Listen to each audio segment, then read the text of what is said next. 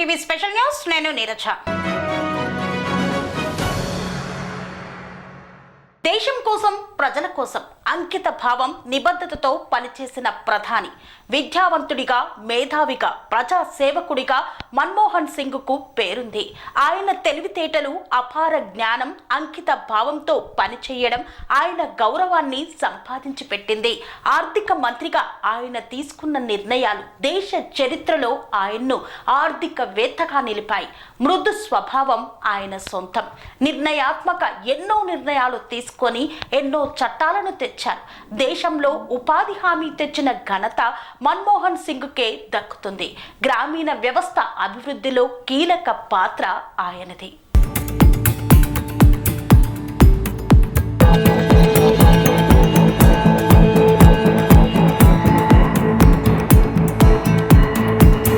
స్వతంత్ర భారత్లో అధికారాన్ని చేపట్టిన ప్రధానమంత్రుల్లో దార్శనికత అమలుకు నిలువెత్తు రూపంగా మాజీ ప్రధాని డాక్టర్ మన్మోహన్ సింగ్ నిలుస్తారు. ఆర్థిక శాఖ కార్యదర్శిగా, ప్రణాళిక సంఘ సభ్యుడిగా, రిజర్వ్ బ్యాంక్ గవర్నర్గా, ఆర్థిక శాఖ మంత్రిగా ఆయన చేసిన సేవలు మరవలేనివి. ఆర్థిక మంత్రిగా పడిపోతున్న రూపాయి విలువను నిలువరించి విలువను పెంచాడు. ఆర్థిక సంస్కరణల ఆద్యుడిగా నిలిచాడు. సరళీకృత విధానంతో పెట్టుబడులను, నాణ్యత కోసం పోటీపడే మార్కెట్ విస్తృతిని పెంచాడు. ఉపాధి, ఉద్యోగ అవకాశాలను అనూహ్యంగా పెంచిన ప్రధాని డాక్టర్ మన్మోహన్ సింగ్.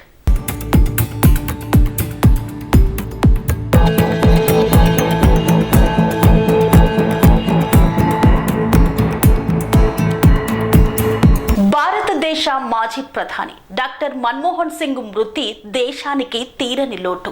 ఆర్థికవేత్తగా, ప్రధానమంత్రిగా ఆయన అందించిన సేవలు మరవలేనివి. మాజీ ప్రధాని మన్మోహన్ సింగ్ ఆత్మకు శాంతి చేకూరాలని కోరుకుంటూ TR9 టీవీ ఘన నివాళులు అర్పిస్తోంది. ఆ మహాత్ముడి జీవితం ఎందరికో మార్గదర్శకంగా నిలిచింది. ఆయన జీవన ప్రస్థానాన్ని ఇప్పుడు మనం తెలుసుకుందాం.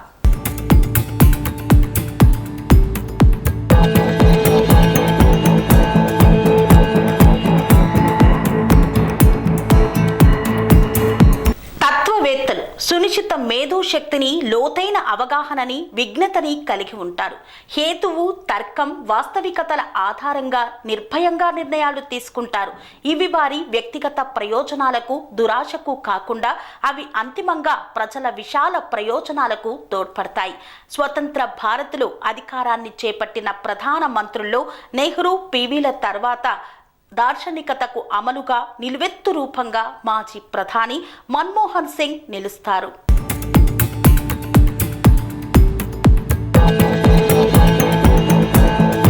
అవిభక్త భారత్లో పాకిస్తాన్ పంజాబ్ ప్రావిన్స్లోని గా అనే గ్రామంలో జన్మించిన మన్మోహన్ తన పాఠశాల విద్యను పెషావర్లో పూర్తి చేసుకున్నారు. దేశ విభజన కాలంలో కుటుంబంతో పంజాబ్కు చేరుకున్నారు. ఎకనామిక్స్లో ఉన్నత విద్యను ప్రఖ్యాత కేంబ్రిడ్జ్ యూనివర్సిటీలో ఇతిహాసిక ఆర్థికవేత్తలు రాబియన్సన్, నికోలాస్ల మార్గదర్శనంలో పూర్తి చేసుకున్నారు. ప్రాచీన, మత, ఆధునిక భారతంలో ప్రపంచ మార్కెట్లో భారత్ వాటా ఎగుమతులపై తన PhD పట్టాను పొందారు. పంజాబ్ యూనివర్సిటీలో అధ్యాపక వృత్తిని చేపట్టారు. ఆనతి కాలంలోనే అతని ప్రతిభ కేంద్ర పాలకులకు చేరింది. 1972లో ఇందిరాగాంధీ ప్రధానిగా ఉన్న సమయంలో ఆర్థిక శాఖ మంత్రిగా ఉన్న యశ్వంత్ చవాన్ తన ఆర్థిక సలహాదారుడిగా నియమించుకున్నారు.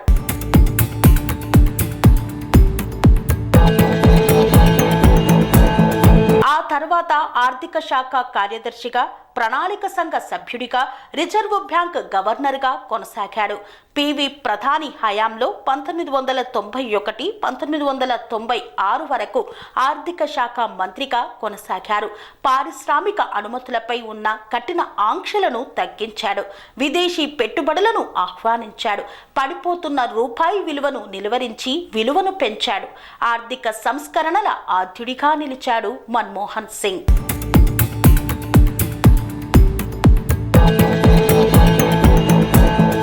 సరళీకృత విధానంతో పెట్టుబడులను, నాణ్యత కోసం పోటీని కలిగి ఉండే మార్కెట్ విస్తృతిని పెంచాడు. వీటితో ఉద్యోగ, ఉపాధి అవకాశాలు అనూహ్యంగా పెరిగాయి. 1991లో ఆర్థిక మంత్రిగా బడ్జెట్ను ప్రవేశపెడుతూ చేసిన వ్యాఖ్యలు తన ఆత్మవిశ్వాసానికి, అచంచల దేశభక్తికి నిదర్శనంగా నిలుస్తాయి. కాలం నిర్ణయించిన, కాలం అందించిన గొప్ప భావనను భూమిపై ఏ శక్తి ఆపలేదు. ఆ భావన ఏమిటంటే, ప్రపంచమా చెవులు రిక్కించి వినండి, ఆత్మ న్యూన్యత నుండి, అభివృద్ధి మందగమనం నుండి భారత్ మేల్కొంది. మేము అధిగమిస్తున్నాం, మేము విజయం సాధిస్తున్నాం. 2004లో కాంగ్రెస్ అధికారంలోకి వచ్చిన తరువాత గాంధీ కుటుంబం మన్మోహన్ సింగ్ను ప్రధానిని చేసింది. యాక్సిడెంటల్ ప్రధానిగా ముద్రపడిన ఆ తర్వాత కాంగ్రెస్ పార్టీ విజన్ను, ఐక్య ప్రగతిశీల కూటమి అధ్యక్షురాలిగా ఉన్న సోనియా గాంధీ సలహా మండలి సహకారంతో పలు విప్లవాత్మక పాలనా మార్పులను, పథకాలను ప్రవేశపెట్టారు. ఇవి చరిత్రలో నిలిచిపోయే మైలురాళ్లుగా నిలిచిపోయాయి. కమ్యూనిస్టు భావాజాలం ప్రజలకు గొప్ప మంచిని ఇవ్వడానికి ఉద్దేశించినది కావున వారి మద్దతు, వారితో కలిసి పనిచేయడం ఇష్టంగా అనిపించిందని పేర్కొన్నారు మన్మోహన్ సింగ్.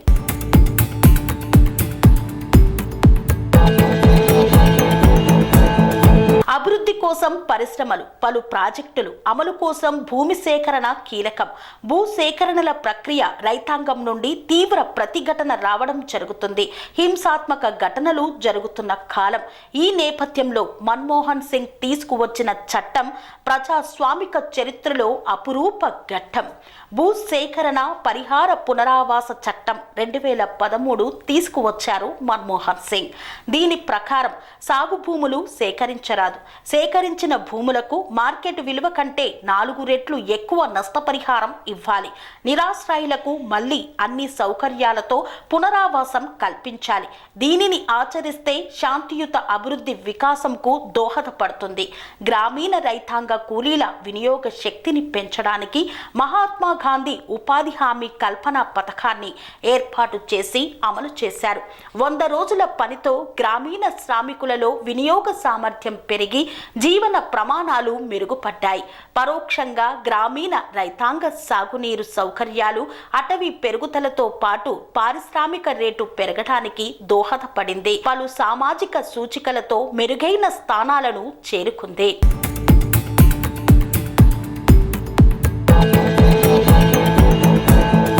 ఆర్థిక ప్రగతి ఫలాలు చిట్ట చివరి ప్రజానికానికి చేరాలని భావించాడు మన్మోహన్ సింగ్.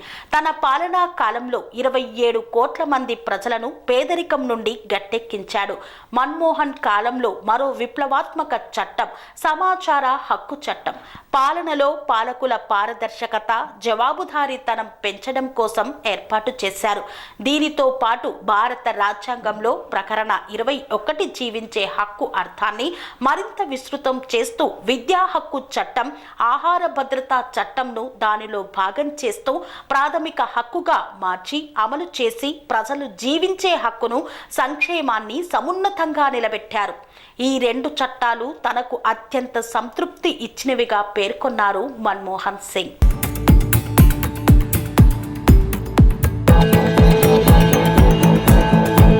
అవినీతి ఆరోపణలు ఎదుర్కొంటున్న తన సహచర మంత్రులను అరెస్టు చేసి విచారించడానికి పూనుకున్న అరుదైన అంశాలను సింగ్ తార్కాణంగా నిలిచారు. 1984 ఇందిరాగాంధీ హత్య తర్వాత సిక్ ప్రజలపై జరిగిన అమానుష మారణ కాండకు క్షమాపణ చెప్పి ఆ వర్గ ప్రజల ఆవేదనను ఉపశమనం కలిగించారు. విదేశాంగ విధానంలో పాకిస్తాన్తో సత్సంబంధాలను కొనసాగించారు.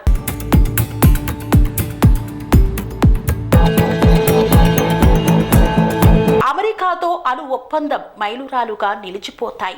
వేగంగా అభివృద్ధి చెందుతున్న దేశాల కూటమి G20 ఏర్పాటుతో ప్రధాన పాత్ర పోషించాడు.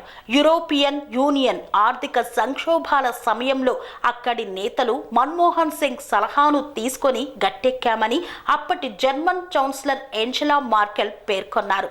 ఒకానొక సందర్భంలో సింగ్ మాట్లాడుతూ, మీడియా ప్రతిపక్షాలు తనపై నిర్దాక్షిణ్యంగా ప్రవర్తించిన చరిత్ర మాత తన పట్ల దయ చూపిస్తుందని తన బిడ్డ జ్ఞానంతో, అంతరంగం, ఆచరణతో భూతల్లి ఎదపై నడయాడిన, భూతల్లి ఒడిలో చేరిన తన అపురూప ప్రియతమ పుత్రుడిని చరిత్రమాత మురిసిపోతుందని, ముద్దాడుతుందని, తాను మనపై ఉంచిన బాధ్యతలను మోయమంటున్నదని, కొనసాగించమంటున్నదని పేర్కొన్నారు.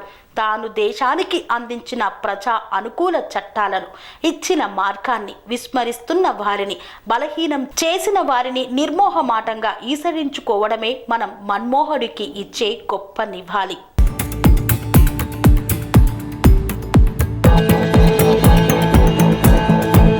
విద్యావంతుడు, ప్రముఖ ఆర్థికవేత్త, క్లిష్ట పరిస్థితుల్లో ఉన్న దేశాన్ని గట్టెక్కించి వృద్ధి పదంలో నడిపి ఆర్థిక సంస్కరణల రూపశిల్పిగా గుర్తింపు పొందిన భారత మాజీ ప్రధాని మన్మోహన్ సింగ్ కన్నుమూశారు.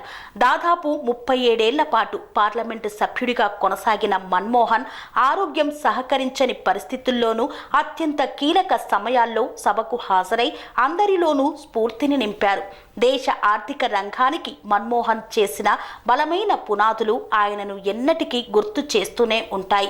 ఆర్థిక మంత్రిగా లేబరైజేషన్, ప్రైవేటైజేషన్, గ్లోబలైజేషన్ సంస్కరణలు ప్రవేశపెట్టిన ఘనత ఆయనకే దక్కుతుంది. దివంగత ప్రధాని పివి నరసింహారావు నేతృత్వంలోను ఆర్థిక సంస్కరణలను మన్మోహన్ పట్టాలెక్కించారు.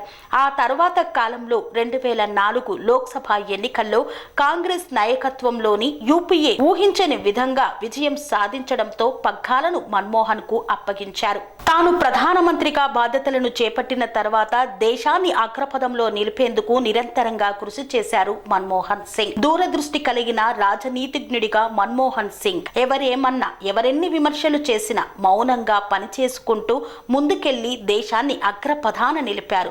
ఇక అంతే మౌనంగా తన జీవన ప్రస్థానానికి వీడ్కోలు పలికారు. మాజీ ప్రధాని పివితో కలిసి ఆర్థిక సంస్కరణలు చేపట్టి దేశాన్ని వృద్ధి పదంలో నడిపించారు. తన 10 ఏళ్ల పదవీ కాలంలో ఎన్నో విప్లవాత్మకమైన మార్పులు, కార్యక్రమాలను చేపట్టారు. ఇక పేదలకు విద్యను, ఉపాధిని అందించేందుకు ఆయన ఎంతగానో తప్పించారు, కృషి చేశారు. అదేవిధంగా ఎన్నో సంస్కరణలను తీసుకువచ్చారు. డాక్టర్ మన్మోహన్ సింగ్ దేశం కోసం, దేశ ప్రజల కోసం చేసిన సంస్కరణలు మరవలేనివి. ఆయన చరిత్ర మరుపురానిది. ఆయన పవిత్ర ఆత్మకు శాంతి చేకూరాలని కోరుకుంటూ ఘన నివాళులు అర్పిస్తూ TR9 TV. Panacea Meridian hospitals ప్రతి సామాన్యుడికి అందుబాటులో అంతర్జాతీయ వైద్య ప్రమాణాలతో వైద్యం, 24 గంటల అంబులెన్స్ సర్వీసుతో పాటు అత్యవసర సేవలతో ఏర్పాటైన చికిత్సా విభాగం. మా దగ్గర గుండె సంబంధిత, మూత్రపిండ, కాలేయ, కంటి జబ్బులకు, మోకాళ్ల శస్త్ర చికిత్సతో పాటు కోవిడ్-19, బ్లాక్ ఫంగస్ వంటి వైరస్లకు, అన్ని రకాల ఆరోగ్య సమస్యలకు నమ్మకమైన అత్యాధునిక వైద్య చికిత్సను అందిస్తున్న హాస్పిటల్ పనేసియా మెరిడియన్ హాస్పిటల్స్. మీ ఆరోగ్య సమస్య ఏదైనా ఇప్పుడు పరిష్కారం సాధ్యం. సంపూర్ణ ఆరోగ్యం కోసం సంప్రదించండి Panacea Meridian hospitals. Opposite Beeramguda కమాన్, RC Puram, Sangareddy district. Pin code 502032. సంప్రదించాల్సిన ఫోన్ నెంబర్ 0845524177 మరియు 7893757770.